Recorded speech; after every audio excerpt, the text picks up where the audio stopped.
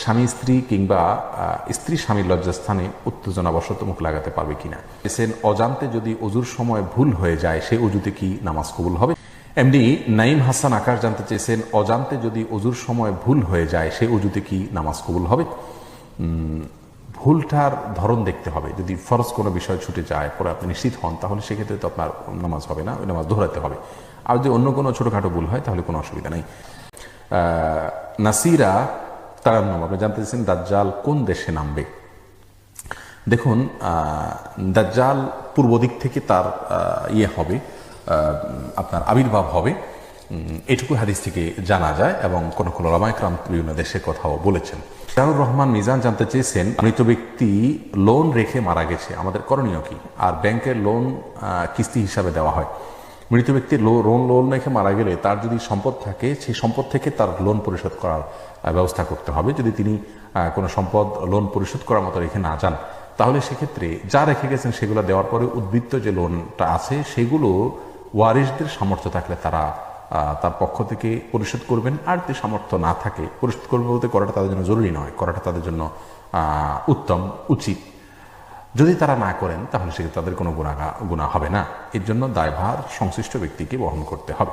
যদি আপনি আইডি দিয়ে প্রশ্ন করেছেন আকিকার গোশত কয় ভাগ করতে হবে, কোনো নির্দিষ্ট ভাগ করা জরুরি নয়। তবে কোরআনে কারিমে আল্লাহ সুবহানাহু ওয়া তাআলা কোরবানি গোশতের ক্ষেত্রে যেটা বলেছেন, ফাকুলু মিনহা ওয়া আতিমুল কানিআ ওয়াল মুতারা, তোমরা নিজেরা খাও এবং সাধারণ যারা মানুষের কাছে চেয়ে বেড়ায় না তাদেরকে দাও, আবার যারা অভাবী গরিব মানুষের কাছে চায় বাধ্য হয় তাদেরকেও দাও। অর্থাৎ নিজেরা খাওয়া, আত্মীয় স্বজনকে দান করো, গরিবকে দান করো, এরকম 3 ভাগে ভাগ করা মুস্তাহাব। লিজা সামিনা আপনি জানতে চেয়েছেন, শুধু ঘরোয়াভাবে বিবাহ বার্ষিকী পালন করা যাবে কিনা। স্বামী স্ত্রী মিলে যদি ওই দিন উপলক্ষে বিশেষ কিছু করেন সেটাকেও কোনো নিয়মিত আমল না বানাইয়া হঠাৎ মনে হলো তারা বিশেষ কিছু আনন্দ নিজেদের মধ্যে করলেন, হতে পারে। কিন্তু এটাকে সিস্টেম বানিয়ে নেওয়া, অনুষ্ঠান করা, এটি কোনো মুসলিমের জন্য উচিত নয়, যেহেতু এটি বিজাতিদের কালচার, অন্য ধর্মের মানুষের কালচার। আমাদের নিজস্ব কালচার এবং সংস্কৃতি রয়েছে, সেই দিকটাতেই আমাদের অনুসরণ করা উচিত। আপনি জানতে চেয়েছেন যে কোনো রোগী ঝাড়ফুঁকের জন্য নিয়ে গেলে বেশিরভাগ সময়ই তাবিজ দেয়, যা অনেক আলেম শিরক বলে। এক্ষেত্রে কোরআন হাদিস ভিত্তিক চিকিৎসা কি।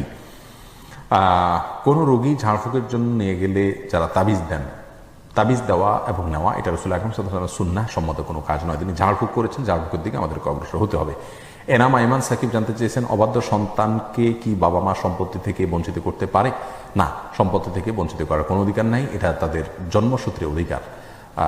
মা বাবা সন্তান অবাধ্য হলে তাদের গুনাহ বোঝা তারা বহন করবেন, কিন্তু তাই বলে মা বাবা তাদেরকে বাধ্য করতে পারবেন না, বঞ্চিত করতে পারবেন না, এটা না জায়েজ। আমাদের সমাজে প্রচলিত আইনে হয়তো এটা রয়েছে, তেজ্যপুত্র করা, ইসলামে এটা জায়েজ নাই। এসআই লাবিব মজুমদার জানতেছেন, জেনা থেকে বাঁচার উপায় কি। দেখুন, জেনা থেকে বাঁচার উপায় হলো জেনার কাছাকাছি না যাওয়া। যার সাথে কথা বললে, চ্যাট করলে, ফ্রেন্ড লিস্টে থাকলে জেনার দিকে আহ্বান হতে পারে, অগ্রসর হতে পারেন, সেখান থেকে দূরে থাকতে হবে। এটা হলো সবচেয়ে বড় বিষয়, মুত্তাকিদের সঙ্গে থাকতে হবে। এমনি মিরাজ হোসেন জানতে চেয়েছেন, বিয়ের দেনমোহর বাকি রাখা যাবে কিনা। যাবে, হারাম হবে না। অনেকে মনে করেন যে বাকি রাখলে স্ত্রী হালাল হবে না, বিষয়টা সেরকম না। তবে হ্যাঁ, স্ত্রী বিয়ের রাতে, বাসর রাতে স্বামীকে মহারণা দিতে বাধ্য করতে পারেন, সে অধিকার স্ত্রীর আছে। কিন্তু যদি প্রথমবার স্ত্রী বাধ্য না করেন তাহলে পরবর্তীতে আর স্ত্রী তাকে মহারণা মানে তৎক্ষণাৎ পরিশোধ করার জন্য বাধ্য করতে পারেন না। রেজওয়ানুর রহমান হৃদয় জানতে চেয়েছেন, স্বামী স্ত্রী কিংবা স্ত্রী স্বামীর লজ্জাস্থানে উত্তেজনাবশত মুখ লাগাতে পারবে কিনা। এটা ঘৃণ্য কাজ ইসলামী শরীয়তে। এটি আর কিছু না হলো মাকরুহ, কমপক্ষে হারাম সরাসরি না হলো মাকরুহ, অপছন্দনীয় কাজ।